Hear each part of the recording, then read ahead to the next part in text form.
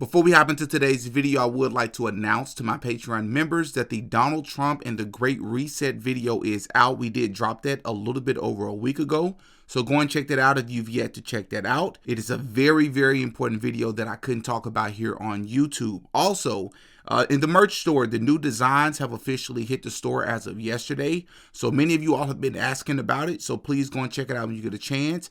We have now over, I believe, 15 designs in the store. So that is another way that you can support the work. I appreciate you all as always. Link is in the description as well to the merch store. And you can also find it on the store tab on my YouTube channel. Now let's get into the video. Oh yeah, Diddy got a podcast. I believe it's safe to say that the most trending topic on the internet right now is something that took place in Miami. And no, I do not mean the Miami police being sent to citizens' doors for simply criticizing the mayor. Yes, that's actually taking place right now, which is something that me and many other people have been warning would eventually take place. And we were on the road to getting to that point with some of the laws and some of the behaviors that's been taking place since Trump has been back at the White House. Picture to make sure it's you. We're not sure. Okay. Is that your account?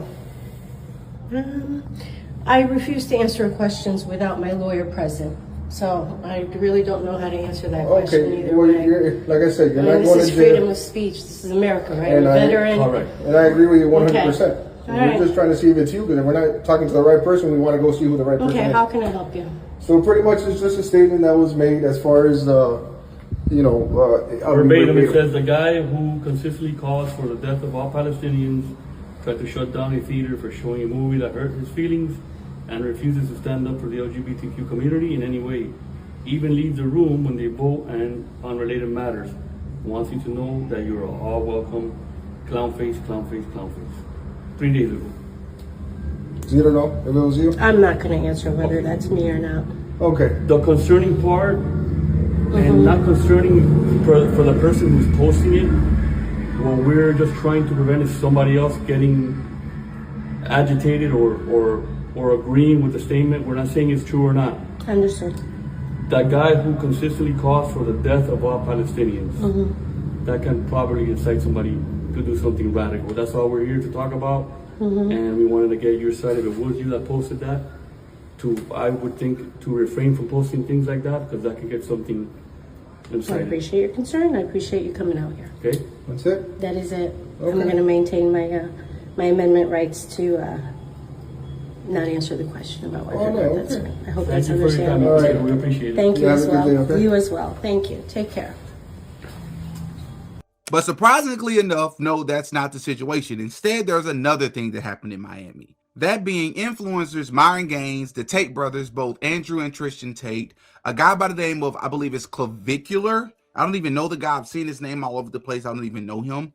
Nick Fuentes, Sneeko, and I believe like maybe a couple of others. They all got together and decided to go to Miami to a club and stream together. And regardless of how you feel about them, whether you really dislike them, whether you really like them, whether you feel indifferent about them, I think objectively speaking, we can all agree that this was one of the most cringe and, in my opinion, pointless gatherings I've ever seen a group of influencers get together to have. I didn't really get the point of it. It was like, is the point of this just to upset a lot of people, just to get a bunch of views? What was the point of this? At one point, they were listening to Kanye West's song about Mustache Man from Germany. Don't get that. I mean, I understand why they did it, but I just don't get what point it serves. At one point on the bus, Myron Gaines was dancing very weirdly to the song. Sneeko looked very uncomfortable, couldn't even bring himself to say the lyrics. That is until he got to the club. And then all of a sudden, when they convinced the club owner or the promoter or the DJ to actually play the song, I guess he may have had some liquor in him at that point. Now, all of a sudden, he had the courage when he was surrounded by a lot of people in a dimmed lighting setting. Then all of a sudden, he could say the lyrics. But it just continued to get even more worse. At one point at the club, Nick Fuentes rejected any females coming over to him, even though he's a single guy. That's weird. I'm not saying you should be in there drinking and having sex, but dude, you don't want any women around you. You just want to be surrounded by a bunch of guys. That's weird. At one point, I believe they were at Sneeko's house. Andrew Tate tells Sneeko that he has literal slaves back at his house and that he's thinking about moving to Miami, but he don't want to leave his slaves. Andrew Tate literally said this. And at one point, to make things even worse, Andrew Tate says that his slaves are Filipino. And if you don't know, Sneeko is part Filipino. So much, in fact, that it offended Sneeko, where Sneeko was like, dude, what the heck? And Andrew Tate was like, oh, I know. And you could tell that Andrew Tate was pretty intoxicated, or at least to me it seemed that way. Twitter complaining about Dubai slaves. The world is slavery. It's a big illusion. Basically, everyone's a fucking slave, but me.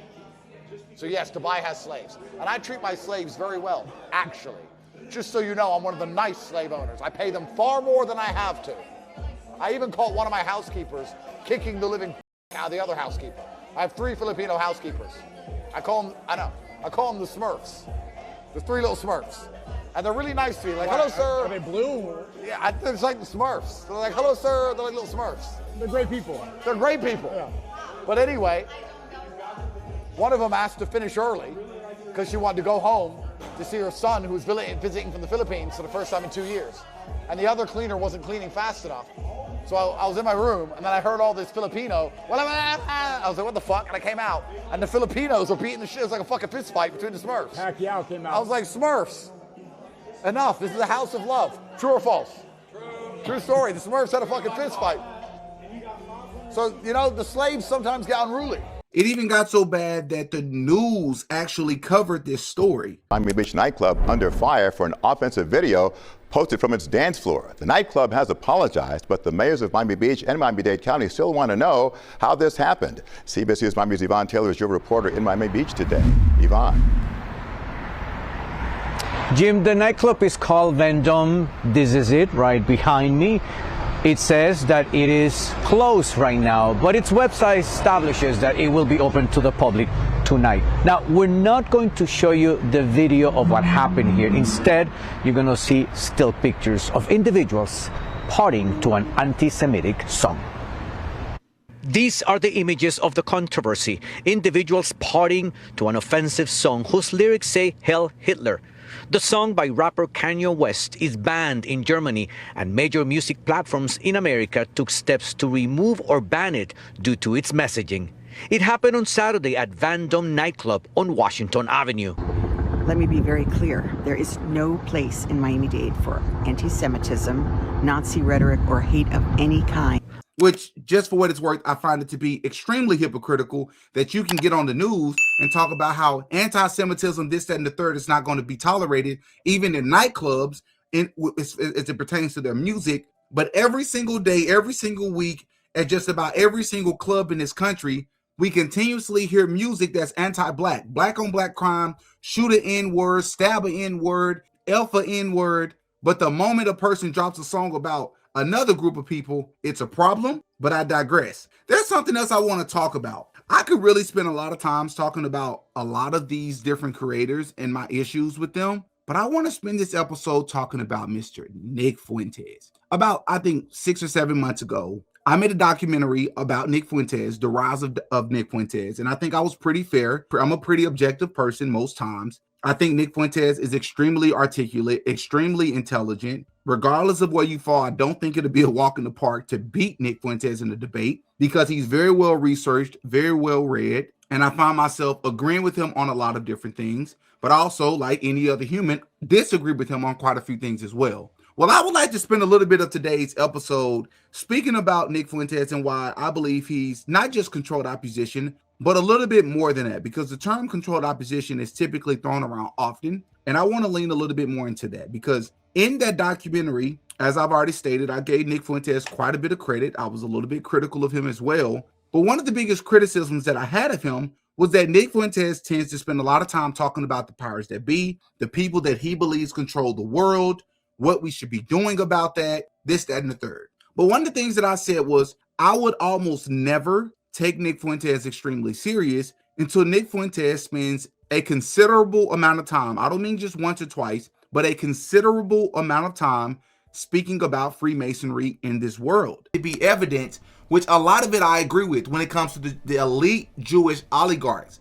I agree with you. But here's the problem, bro. If you're going to say this and exercise your free speech to say it and suffer the consequences for it, I won't believe a single word that you say going forward until you talk about the Freemasons. You can't be talking about who's running the world and who's controlling things in this country if you're not going to talk about the Freemasons. Because if you speak about that, then I'll know you're serious. but I refuse to see him ever do that. I'm not saying he's never mentioned it, but he hasn't spent a considerable amount of time, because the truth is he should be talking about that just as much. Well, I have found a video of a guy who broke this down probably a lot better than I ever could, speaking about who Nick Fuentes actually is. And it blew my mind. And I was like, finally, somebody gets it. Somebody understands what I'm seeing. I'm not saying I'm the only person in the world that thought this, but there's one thing to call Nick Fuentes a Fed. I've heard Candace Owens, I've heard many people on the internet call him a Fed. I don't even really know what people mean when they say Fed. And I also believe that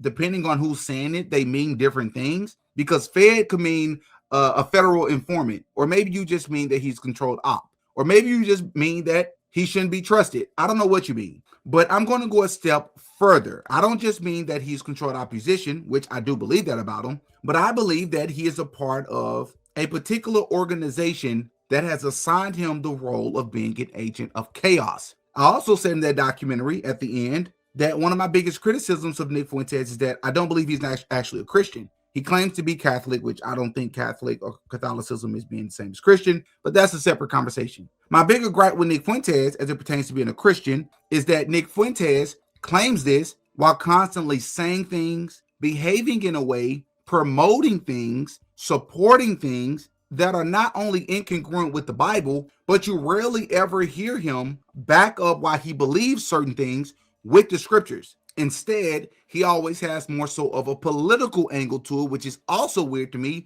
because as intelligent as he is, Nick Fuentes has to know that the left versus right paradigm is complete garbage. But here's the most important piece. Something I said was, let me get this straight. I'm expected to believe that Nick Fuentes has been blackballed, shadow banned from the industry because he's been saying all these anti-Semitic things. And his claim, and what he's been trying to convince everybody of, is that this certain ethnic group controls the world, controls politics, controls Hollywood, the banking industry, the healthcare industry, and the list goes on. While also expecting me to believe that the most powerful group that he's claiming exists, and I'm not saying that he's wrong, or I'm not saying that he's right, but he can say all of this and nobody ever takes him out. The same question I had about Martin Luther King Jr. If you're really fighting the powers that be and you're traveling around going to different podcasts, you're hosting events, which is his America First events, where everybody and their mama can actually know where to find you, yet you're just allowed to just roam free and continue to expose whatever you want, whenever you want, and nothing ever happens. I'm not wishing danger or harm to anyone. I'm just stating you want us to believe that the things that you're saying are true, but you also want us to believe that these things are true, but nothing ever happens to you and you're just allowed to just move around freely. You say, well, someone tried to take him out once. We don't know if that was staged or not, and that's only one incident. If these people are as powerful as Nick Fuentes say that they are, I don't think they'll just be trying to do something to you. I think they will be able to pull it off. And so what I've alluded to before in the past is that we know that in Freemasonry, there being polarity or duality, right? The opposites attract. So for every Martin Luther King Jr., there's a Malcolm X. To a Johnny Cash, there's a Elvis, a Kobe and a LeBron, a Tupac and a Biggie, a Beyonce and a Rihanna. You get what I'm saying? And the list goes on. A Michael Jackson and a Prince. And so when I sat back and I was watching Nick Fuentes, I said, it just almost appears to me, I understand about the 10 years, they're banning him from everything. He's not allowed on YouTube, which I also found to be weird because Nick Fuentes isn't allowed on YouTube, but Nick Fuentes' clips are allowed on YouTube.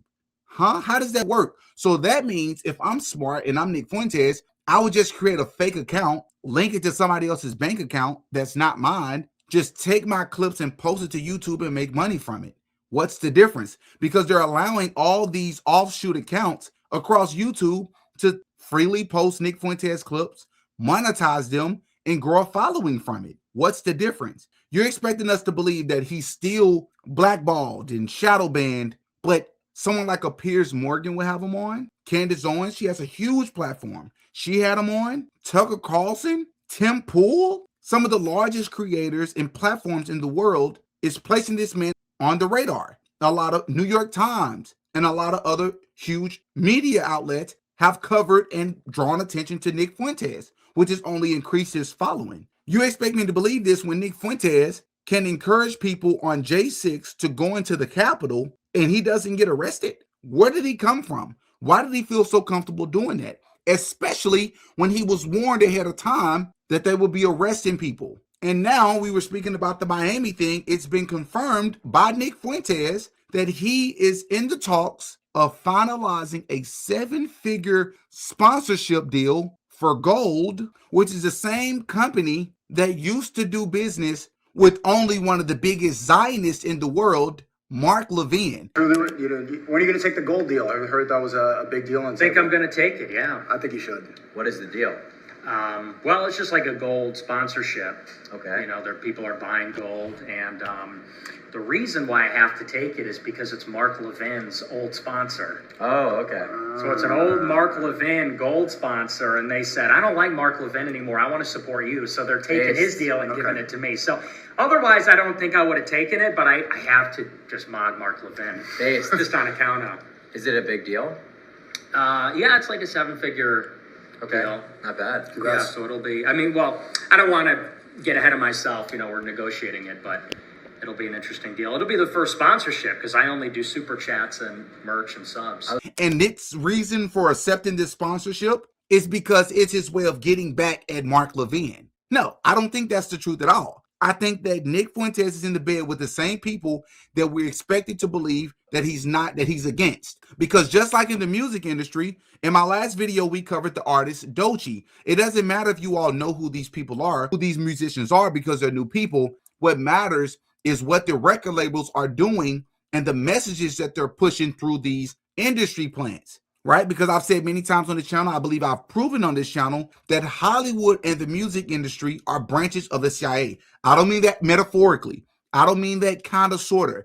I mean literally a branch of the CIA. And what I've shown on this channel time and time again is that record labels will lie about the history in the past of certain artists to pretend that they worked their way up from the bottom, like a Lil Nas X, even a Drake. When you look at someone like a Sexy Red, like a Doechii, they make you pretend that these people grinded their way to the top when a lot of times they've already been signed to the record label and there's a hidden hand the entire time pushing these people, making sure that these people are going to rise to the top. It's just all of them have different narratives and stories and scripts that they have to follow. Nick Fuentes is no different. Just like there's a Johnny Cash to your Elvis, or Martin Luther King to your Malcolm X, or Tupac to your Biggie, Nick Fuentes has been created, in my opinion. Everything I say in this video is alleged. These are just my opinions. Nothing I'm saying is serious. Nick Fuentes is the kryptonite to Ben Shapiro's Superman. Nick Fuentes is controlled opposition. He is a carefully designed informational weapon system delegated to run the Christian nationalism psyop, a martyr prince in the making. He is Ben Shapiro's dialectic, a perfect mirror image. Christian nationalism is the white side dialect to the Zionist dark side. Jesuits, Jews, good cop, bad cop, darkness to light. Fuentes is a false light. Fuentes wants you to return to Catholicism, wants your consent to put you under the thumb of the Babylonian Vatican, the Pope, the Pontifex Maximus. Christian nationalism might be the solution to the Israel problem they have in mind, the Trojan horse to usher in the Antichrist counterfeit religion through the Vatican. Roman Catholic one world order, you wouldn't see that one coming, that would catch you off guard, which is the point. Fuentes neatly fits into Albert Pike's vision for the Third World War, where Christianity, Zionism, and Islam destroy each other to usher in the Luciferian Enlightenment. Fuentes doesn't actually go against the system. Notice how he says, let's recap, previously on The Truman Show, the newest development on Bread and Circus. Like Tucker and Candace, he treats Bread and Circus as legitimate narratives. He is a ringside commentator and occasional participant in the scripted WWE kayfabe between light and dark. Like professional sports, politics is a specific flavor of goy slop, and Nick Fuentes hands it to you on a platter. Notice how strongly Fuentes discourages four-dimensional analysis. It's okay to question Jewish power, but it's not okay to question the powers behind Jewish power. Your schizo is used the same way as your anti-Semitic. Doesn't want you thinking outside the juice box. I'd bet money that he was groomed from birth by a Masonic order which taught him the art of rhetoric and oration.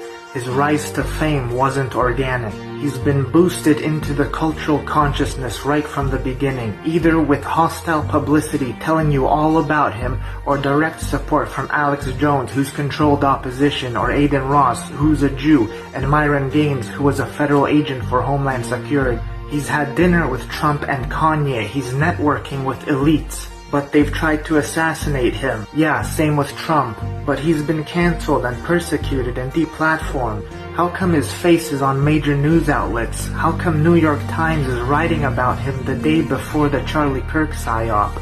If they didn't want you to know about him, they wouldn't shout his name from the rooftops. The trail of evidence serves as negative self-corrective feedback to trigger a self-destruct sequence in your suspicions of Fuentes, because it is suspicious that he incited his followers to storm the Capitol on J6, but he never got charged. It is suspicious how he was given $250,000 randomly just before that. It's not so much as one smoking gun as it is death by 1,000 cuts. That's exactly what I mean. That's what I believe. I believe Nick Fuentes is being built up inorganically, and it's made to look organic because everybody is against Nick Fuentes, when truly he's an agent of chaos. He's not an actual Christian. He's not an actual follower of Christ. And his actions, you can tell by his actions, we'll know people by their fruits. Like, for example, something else that's very common that Nick Fuentes does is whenever he speaks about quote-unquote Christianity or followers of Christ, he almost always speaks about it synonymously with white people. He makes it seem as if white people is the quote-unquote white man's religion, right? White people founded or created Christianity, which just buys into the misinformation about Christianity that is the quote-unquote white man's religion. In this clip, you're going to hear him say that Matt Walsh, much like Nick Fuentes, is quote-unquote pro-white, right? When we know that some of the oldest biblical manuscripts are found in Africa, right? Are Ethiopian, quote-unquote, Bibles and manuscripts in other parts of the world that just historically speaking did not have, quote-unquote, white people predominantly there. And the bigger point here is it's not about black people versus white people versus brown people versus whatever. It doesn't matter because we're all of the human race.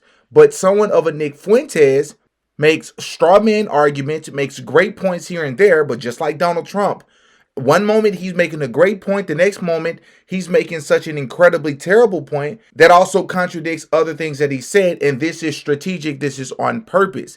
This is meant to, once again, cause division. Identify Ben Shapiro, like some would call him a grifter. I would say he's just a foreign operative because he believes in what he says, but he's just agitating for a foreign government. He's on Israel's side, not America's. And so to see Matt Walsh and Michael Knowles, they're two Catholic guys. They're good guys. They're pro-white. They're patriotic. For them to be in the camp with Shapiro, working for him, and in a way, buttressing what his message is, almost like inoculating him from criticism. Right, because anybody who doesn't like Ben Shapiro, the immediate retort is, but Matt Walsh, how bad could he be? You know, because Matt Walsh, you know. Exactly. And they'll say, it's keeping Daily Wire afloat. If Daily Wire was just Andrew Klavan and Ben Shapiro, would it have any cachet? Right. Absolutely not. It's Knowles and Walsh holding it up. And I just look at a guy like that and say, he's doing a lot of good. He is clearly very popular. But does he want his legacy to be standing next to Ben Shapiro and giving him plausible deniability, giving him cover with the white people, with the Christians? And if you look at Nick Fuentes' behavior, if you look at the direction he's headed, the things that he's been promoting and pushing over the past just 3 months, believing the Fed slop about Charlie Kirk, supporting the regime change in Venezuela, saying that it's completely different from the Middle East. Even though he tells some truth about the black community that I definitely agree with him on, he also pushes propaganda and lies about the black community. Not to mention, he also tells things that are true about women and relationships while also telling lies. This is called confusion. This is also another Freemasonic strategy. It causes confusion. It causes division. It causes chaos. As I believe that Nick Fuentes, his role is to be an agent of chaos similar to Donald Trump. Regardless if you voted for Trump or not, there are many things about Trump that I support and that I like in the past and currently. There are many things about Trump that I don't like and I don't support as well. But I believe that Trump's role is to be an agent of chaos. Nick Fuentes is no different. Would you look at that? Those are two people that actually met each other, along with Kanye West, which is just another strange thing about Nick Fuentes, because I tell you all, I know a lot of us are so gullible that we want to just believe that a lot of these people are organic. But when I tell you that a lot of these content creators, a lot of these artists, a lot of these influencers, they're not organic. They just make us believe that these people are organic, that they're really fighting for the truth. But if you see these people blow up and then they're collaborating and working with some of these larger than life influencers, you got to know that there's a strong chance that they were quote unquote controlled op, fed, whatever you want to call it, from the jump. But it gives this false sense that anybody else can work their way to get to that level and say the same things. But to Brian the Auditor's point, who I've had on the channel multiple times, he made an incredible point. A lot of these influencers are being used to push certain narratives to make you think that you can say the same things that they say when nothing's going to ever happen to them. But the police, much like in Miami, are going to come knocking on your door when you start to say the same things. That's why I believe that Nick Fuentes never talks about Freemasonry. That's the reason I think he is quote unquote controlled op. This is who I think he is. Y'all up in the comment section, let me know what you think. These are just my thoughts. I'd love to know yours. I'm Demetrius. I go by Didi. I'll catch you all in the next one. Peace.